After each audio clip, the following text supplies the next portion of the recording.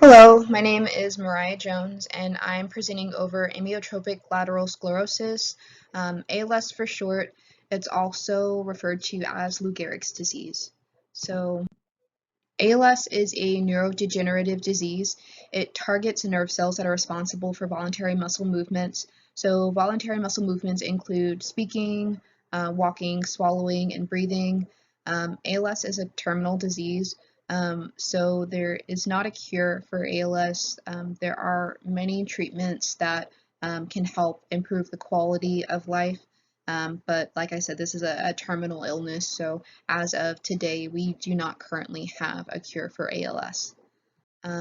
So the progression of ALS, early signs of ALS are usually or oftentimes missed. And so early signs include cramping, stiffness, twitching, weakness. Other signs include difficulty with speaking, so slurred speech, and difficulty swallowing. ALS looks different from person to person.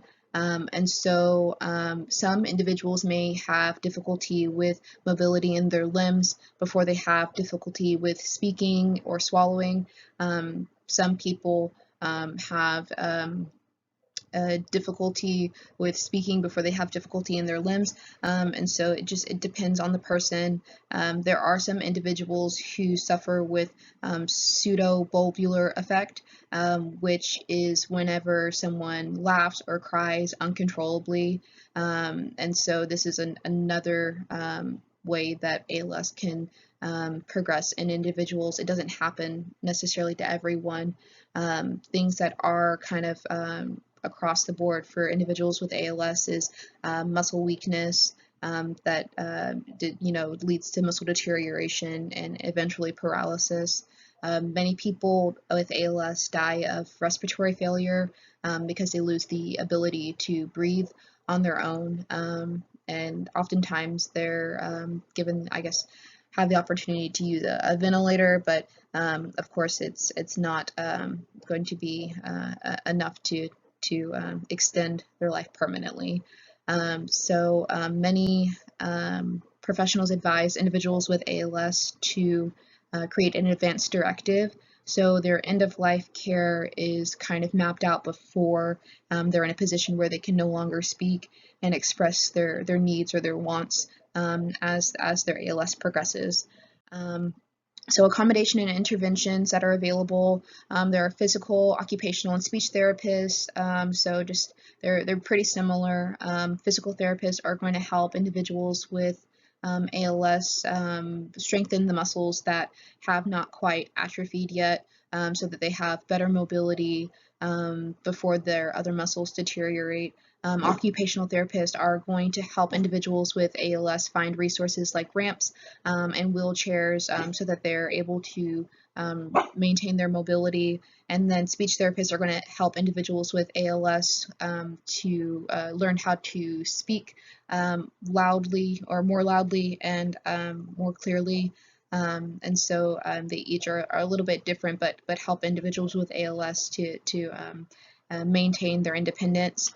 There are other accommodations available like communication support. There's a speech-generated device, feeding tubes, and respiratory support, which have their pros and their cons. And so feeding tubes and respiratory support should be spoken about at length in an advance directive, so that if an individual does not wish to have the use of either one of them, that they can have that wish made before they're in a position where they can no longer express that.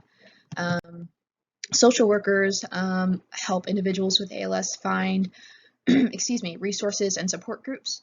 They get them connected with the physical therapist, occupational therapist, speech therapist, and help them find support groups that help them cope emotionally.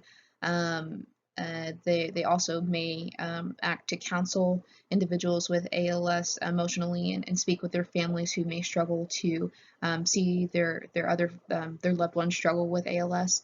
I think that Annie Cooney summarized her position as a social worker who works with individuals with ALS really well. And so I linked her video down here in the corner. That's where I got a lot of my information as well. So I would watch her video if you wanted to get more information on that. Um, So ALS affects mostly older Caucasian men. More than half of individuals with ALS that are diagnosed are men, and then of the men that are diagnosed, about 90% of the men who are diagnosed are Caucasian. They generally fall in the age range about 40 to 75 years old.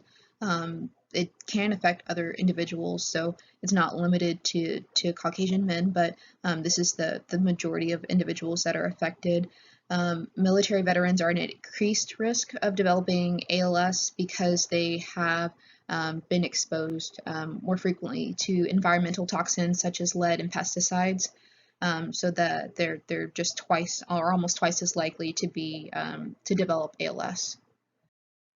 Legislation surrounding ALS. So in December of last year, a ALS Disability Insurance Access Act was passed. And so what this did was this eliminated the 5-month waiting period for individuals to qualify for government aid. And so they were better able to access Social Security benefits so that they can financially support themselves and their medical treatment. And so, believe it or not, and this threw me for a loop, but in 2000, individuals with ALS had to wait, or before 2000, they had to wait 2 years before they were able to have Social Security. So that one I'm still trying to wrap my head around, but I just thought I'd throw that in there as well. We've come a long way as far as providing care for individuals with ALS. And so other resources that are available for individuals with ALS include ALS clinics. There are about 14 in the state of Texas, 3 in Dallas alone. And I think there's also a VA clinic in Dallas. Of course, the VA is the Veterans Association. So it helps veterans find or with medical treatment. And so if you're a veteran with ALS, the VA will take care of your medical needs. There's also I Am ALS, which is a support group for individuals with ALS. They share their stories and their experiences with ALS. And there's also ALS Association, which is another support service. They function very similar to I Am ALS, but I browsed their website to get this information. They have so many resources. So they have financial support services. They help individuals find support groups in their area. They help individuals get onto Social Security. There's just so many different things on their website. So ALS Association is a really great association or a resource for individuals with ALS. And that wraps up my presentation. I went a little bit over time. These are my references here. So if you are interested in getting more information, these are the websites that I went to get the information that I have. Thank you for watching my presentation. I appreciate you hearing me out all the way to the end.